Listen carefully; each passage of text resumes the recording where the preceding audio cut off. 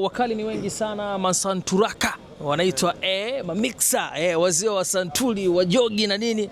ODG toka Clouds FM, inakuaje mkuu? Tuko vizuri. Mambo ni vipi? Tuko fresh. Bwana wewe. Miaka kadhaa hivi tumezungumza mambo mengi ya muziki sana na tumeona lakini mimi nilikuwa nataka tumzungumzie Mbosso kwanza. Kwa sababu najua ODG wewe ni mtaalamu sana kupiga muziki kwenye hizi sehemu za starehe kubwa kubwa, lakini pia event nzito unaonaga unapoaga sana wadhifa wa kuchezesha moja na mbili kwenye mnataka nini ile lugha ile? 1-2 nini? We kuna 1-2. Okay, DJ labda uniambie tu unaonaje kwanza hali ya muziki 2026 na wasanii wote kwa ujumla? Hali ya muziki 2026 mimi naiona iko poa, proper kabisa, na wasanii wanaendelea kuonyesha kwamba bado muziki ni mpana.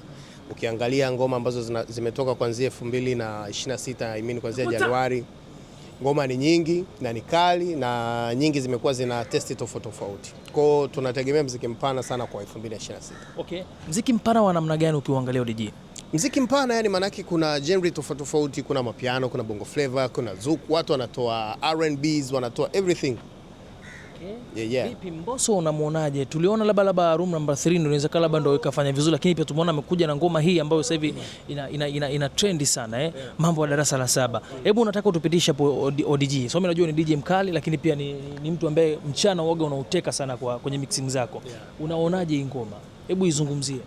Kwanza ni ngoma kubwa sana na ni ngoma ambayo ina deserve hata Clouds, kwenye top 20 ya Clouds ina deserve kuwa namba 1 kwa sababu ya ubunifu, kuanzia audio, beat yenyewe, lyrics.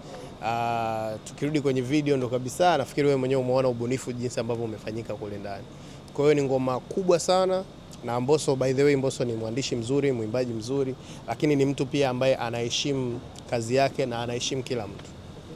ODG, unafikiri kwa sababu gani ni wasanii wachache ambao wanapenya kimataifa na muziki wetu huu wa Bongo Flava? Sio wote. Unafikiri ni kwa nini? Na kuna ambao wanafanya vizuri sana lakini kwenye swala la kimataifa tuwaone wakiwa wanapenya vizuri.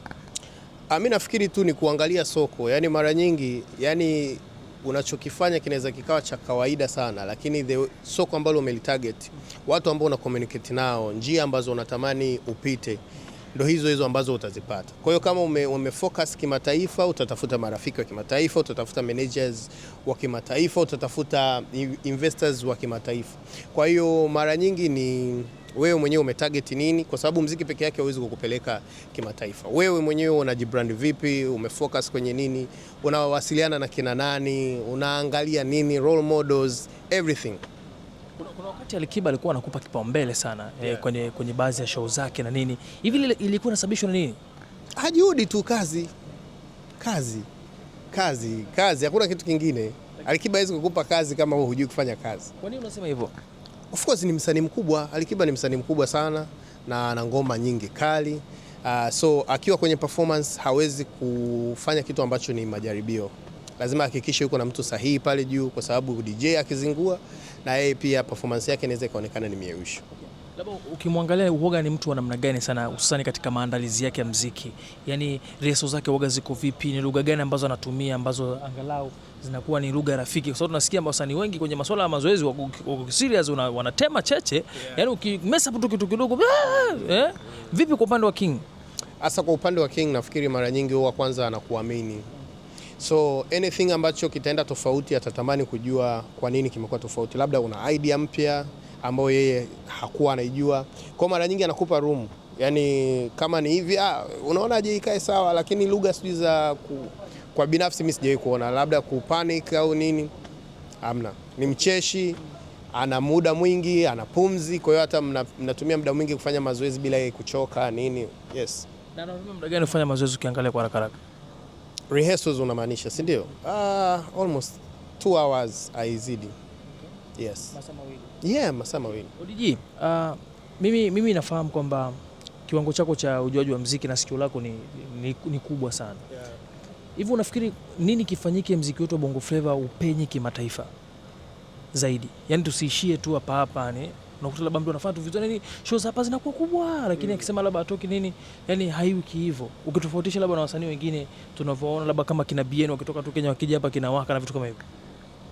Okay, kwa hiyo BN kutoka Kenya kuja Tanzania ni amepenya kimataifa au sijaelewa swala? Yaani nimetolea mfano DG. Samahani sana kwa kauli hiyo. Okay. Kimataifa mimi ninavyojua ni worldwide. So kinachohitajika sisi tu wenyewe kama nilivyokuambia, nini tumetarget, tunafanya hivi kwa sababu gani, tunawasiliana na kina nani, tunawaangalia wakina nani, tunataka nini. Kuimba peke yake haitoshi. Muziki unaweza kuutoa kwa ni wa kawaida sana na ukapenya kimataifa. Ndio maana uliona kuna siku Mabantu walikuwa Germany na akawa wanapiga singeli na wale wazungu walikuwa wanacheza tu fresh. Haimaanishi kwamba singeli imetapaka sana kule, no, lakini ndio hivyo muziki ambavyo unaanza kupenya. Kwa sababu inawezekana hata wakati wamefika pale watu wale wazungu walikuwa wajui labda Mabantu wana play aina gani ya music. Kwa sababu Mabantu walikuwa wana singeli, wana muziki mingi, dancehalls, everything. Lakini unaona sasa, yani the way wame make connection, wametafuta njia, then inakuwa hivyo. Kwa hiyo ndivyo ambavyo muziki unapenyaga kimataifa. Lazima wasanii wenyewe mbali na muziki yao, wao wenyewe waanze kujiinvest kimataifa, wao wenyewe, lifestyle and everything. Yeah. Jaiva alishakuzungumziaga hilo, akasema kwamba ni kama unataka labda wewe muziki wako labda uende zaidi kimataifa, inafaa sana uende kwenye nchi ambayo inafanya vizuri sana, kama unataka labda Marekani ufanye vizuri, labda pengine hata ukaishi kabisa huko moja kwa moja. That's why nimesema lifestyle ndivyo ilivyo. Yeah. Basi bwana DG, mimi nakushukuru sana. Nakushukuru sana.